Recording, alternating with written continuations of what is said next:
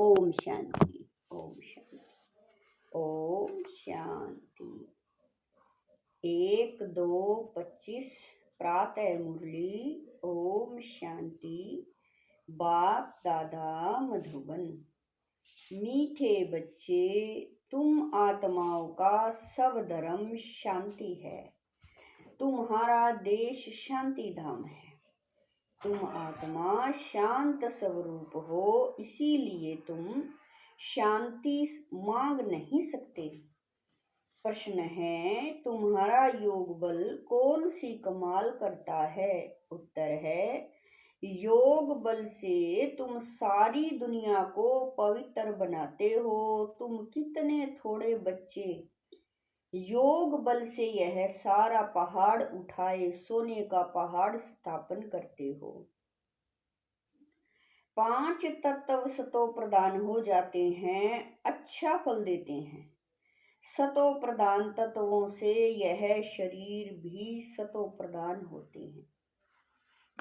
वहां के फल भी बहुत बड़े बड़े स्वादिष्ट होते हैं। ओम शांति।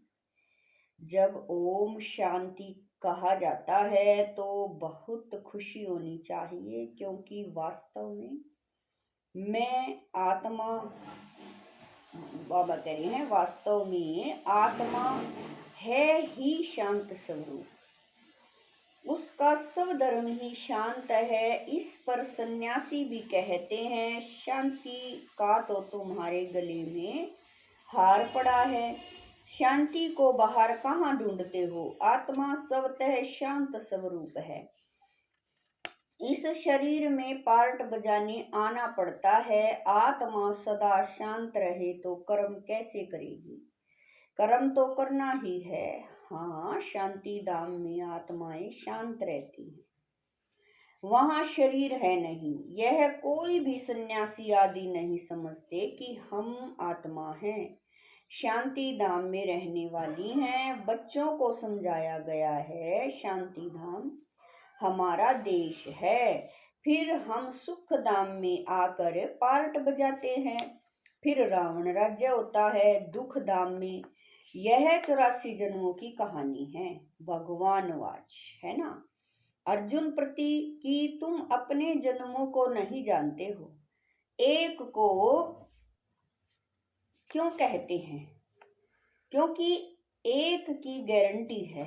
इन राधे कृष्ण की तो गारंटी है ना, तो इनको ही कहते हैं। यह बाप भी जानते हैं, बच्चे भी जानते हैं कि यह जो सब बच्चे हैं सब तो 84 जन्म लेने वाले नहीं हैं।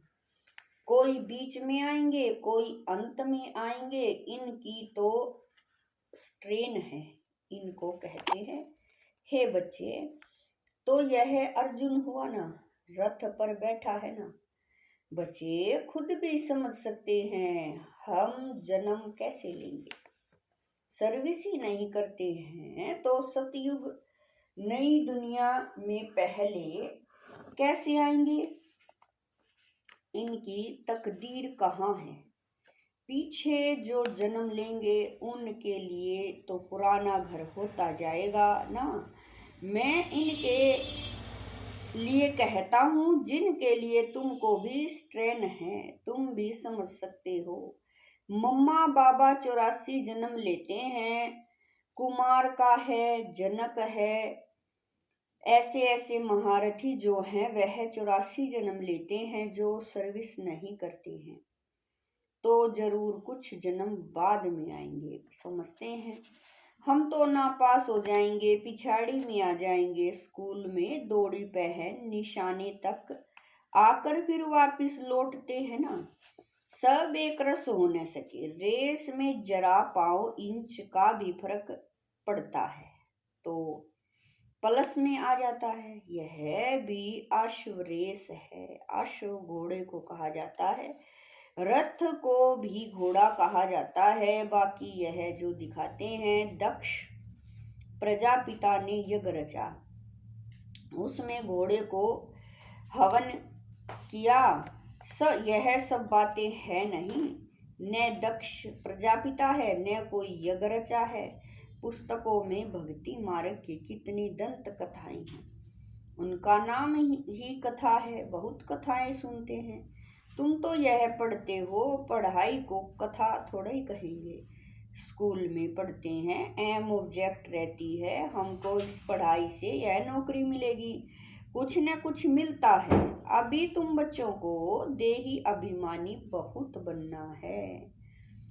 यही मेहनत है, बाप को याद करने से ही विक्रम विनाश होंगे। खास याद करना होता है, ऐसे नहीं कि मैं तो शिव बाबा का बच्चा हूं ना, फिर याद क्या करे।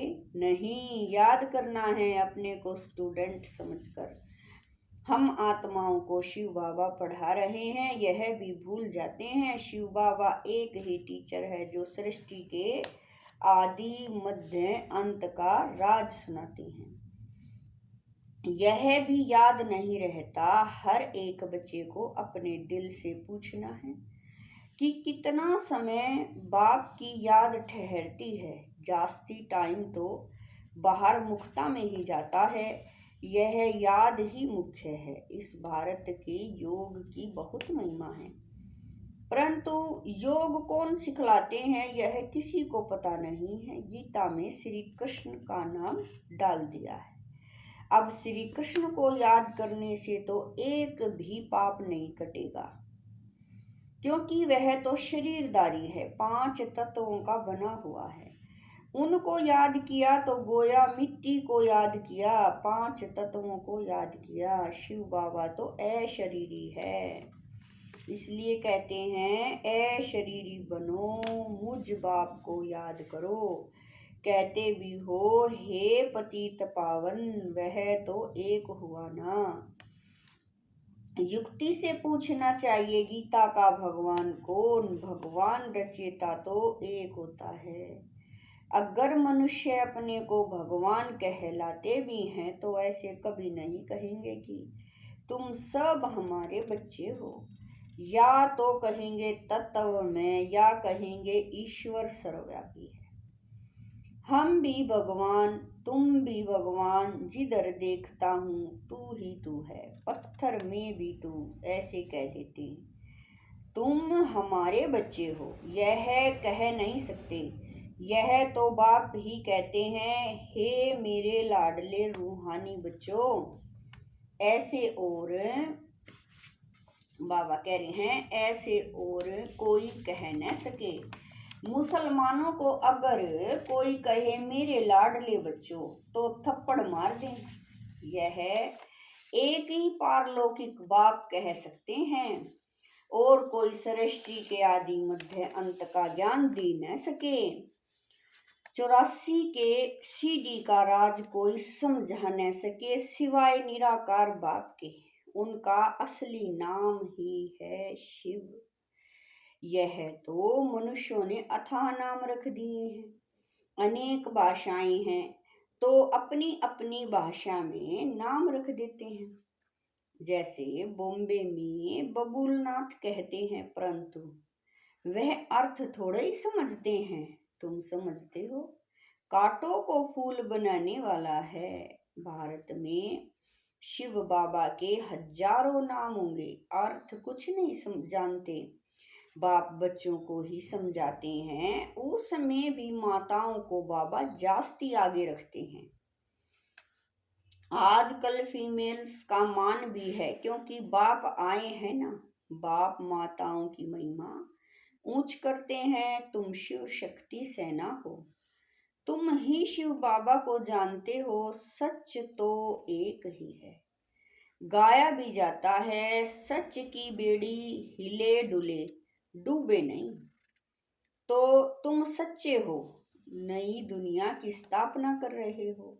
बाकी झूठी बेड़ियां सब खत्म हो जाएंगी। तुम भी कोई यहाँ राज्य करने वाले नहीं हो। तुम फिर दूसरे जन्म में आकर राज्य करेंगे। यह बड़ी गुप्त बातें हैं जो तुम ही जानते हो। यह बाबा ने मिला होता तो कुछ भी नहीं जानते थे, अभी जाना है। यह है युधिष्ठिर, युद्ध के मैदान में बच्चों को खड़ा करने वाला। यह है नॉन वायोलेंस अहिंसक मनुष्य हिंसा समझ लेते हैं, मारा मारी को। बाप कहते हैं पहली मुख्य हिंसा तो काम कटारी की है, इसीलिए काम महाशत्रु कहा है, इन पर ही विजय पानी है।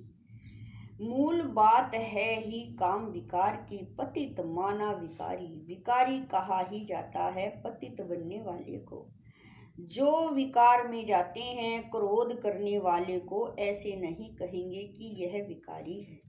क्रोधी को क्रोधी, लोभी को लोभी कहेंगे। देवताओं को निर्विकारी कहा जाता है।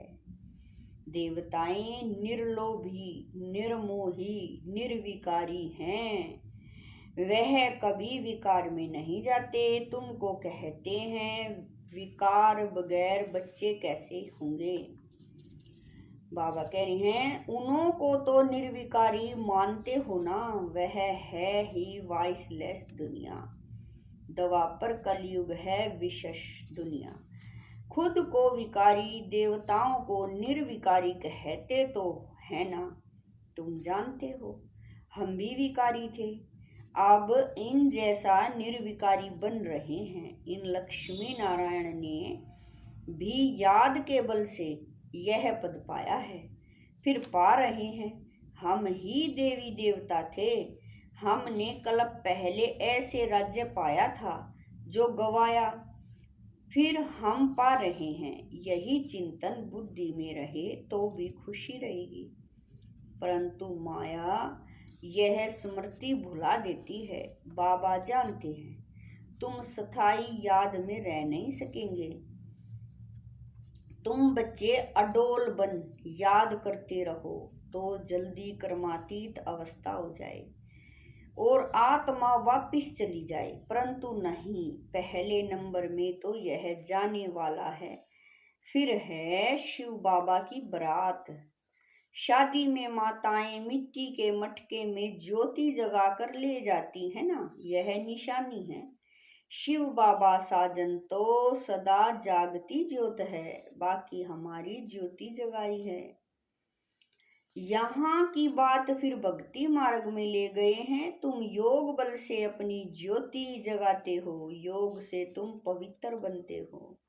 ज्ञान से धन मिलता है, पढ़ाई को सोर्स ऑफ इनकम कहा जाता है ना। योग बल से तुम खास भारत को, आम सारे विश्व को पवित्र बनाते हो।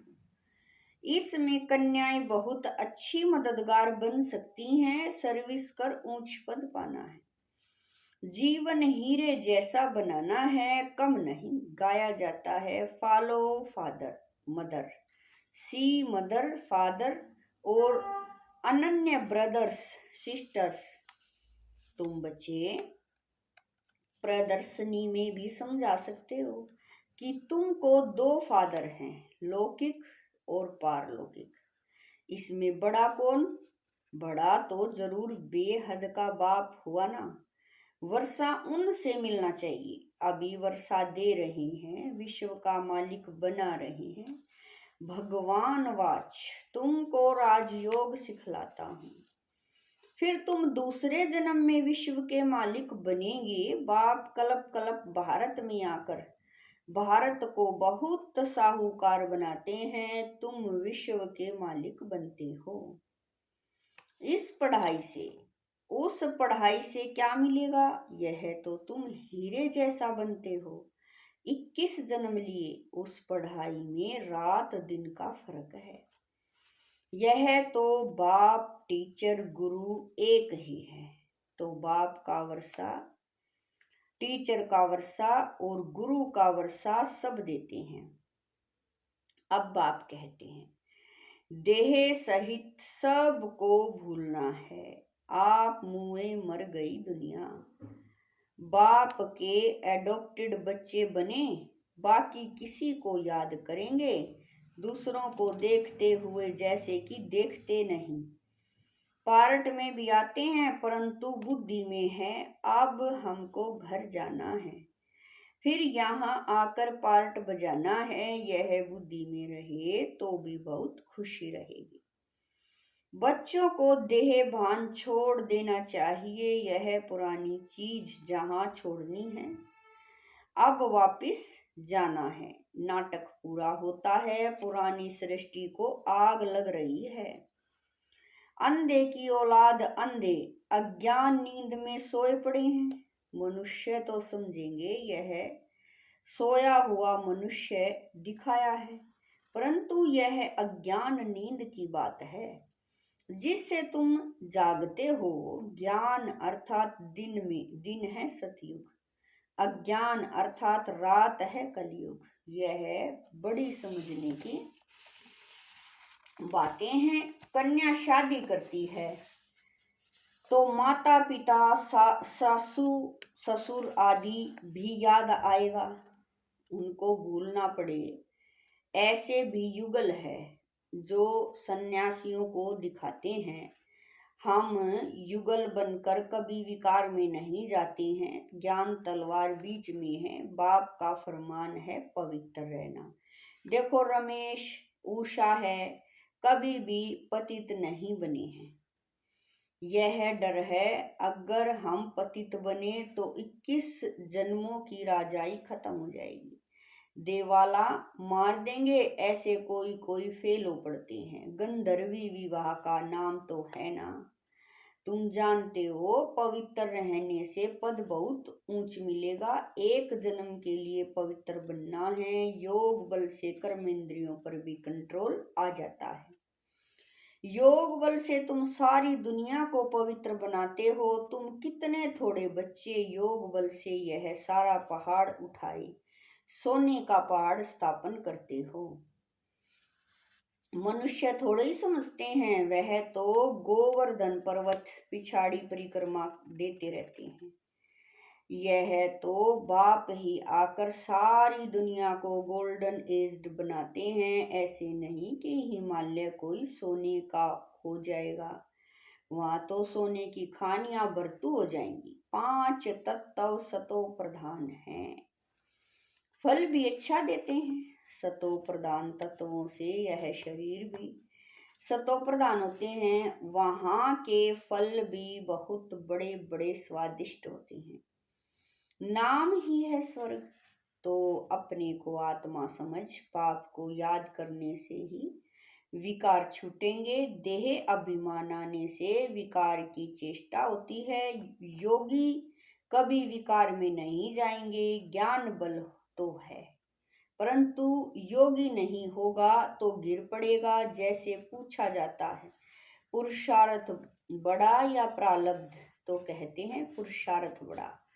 वैसे इसमें कहेंगे योग बड़ा। योग से ही पतित से पावन बनते हैं।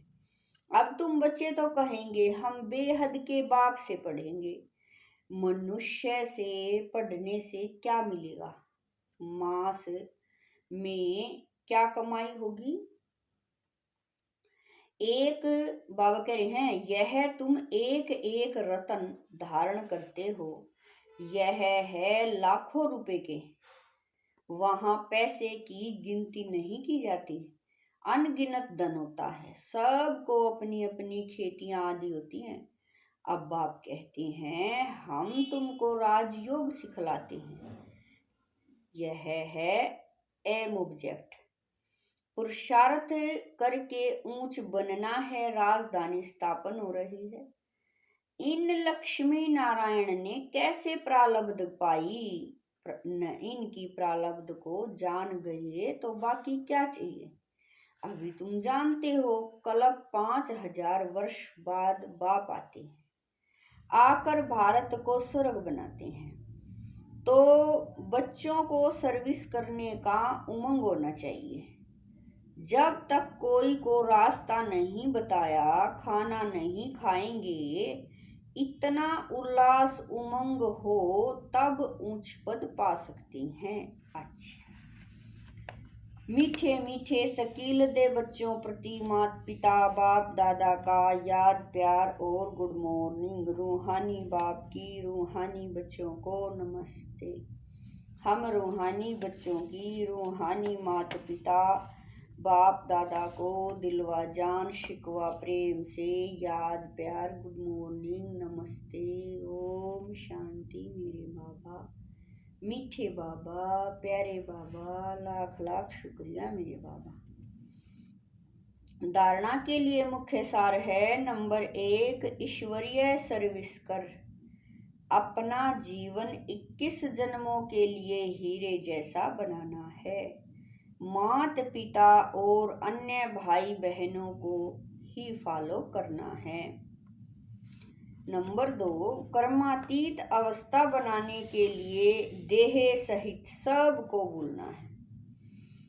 अपनी याद अडोल और स्थायी बनानी है। देवताओं जैसा निर्लोभी निर्मोही निर्विकारी बनना है। वरदान है तड़पती हुई आत्माओं को 1 सेकंड में गति सदगति देने वाले मास्टर दाता भव। वरदान है तड़पती हुई आत्माओं को 1 सेकंड में गति सदगति देने वाले मास्टर दाता भव। जैसे स्थूल सीजन का इंतजाम करते हो, सेवादारी सामग्री सब तैयार करते हो जिससे किसी को कोई तकलीफ न हो, समय व्यर्थ न जाए, ऐसे ही अब सर्व आत्माओं की गति सदगति करने की अंतिम सीजन आने वाली है। तड़पती हुई आत्माओं को क्यों में खड़ा करने का कष्ट नहीं देना है। आते जाएं और लेते जाएं, इसके लिए एव रेडी बनो। पुरुषार्थी जीवन में रहने से ऊपर अब दातापन की स्थिति में रहो। हर संकल्प हर सेकंड में मास्टर दाता बन करके चलो। स्लोगन है हजूर को बुद्धि में हाजिर रखो तो सर्व प्राप्तियां जी हाजिर करेंगी। स्लोगन है हजूर को बुद्धि में हाजिर रखो तो सर्व प्राप्तियां जी हजूर करेंगी। अव्यक्त इशारे एकांत प्रिय बनो। एकता और एकाग्रता को अपनाओ। एकता के साथ एकांत प्रिय बनना। एकांत प्रिय वह होगा जिनका अनेक तरफ से बुद्धि योग टूटा हुआ होगा और एक का ही प्रिय होगा। एक प्रिय होने कारण एक की ही याद में रह सकता। एकांत प्रिय अर्थात एक के सिवाय दूसरा न कोई। सर्व संबंध सर्व रसनाएं एक से लेने वाला ही एकांत प्रिय हो सकता है। ओम शांति।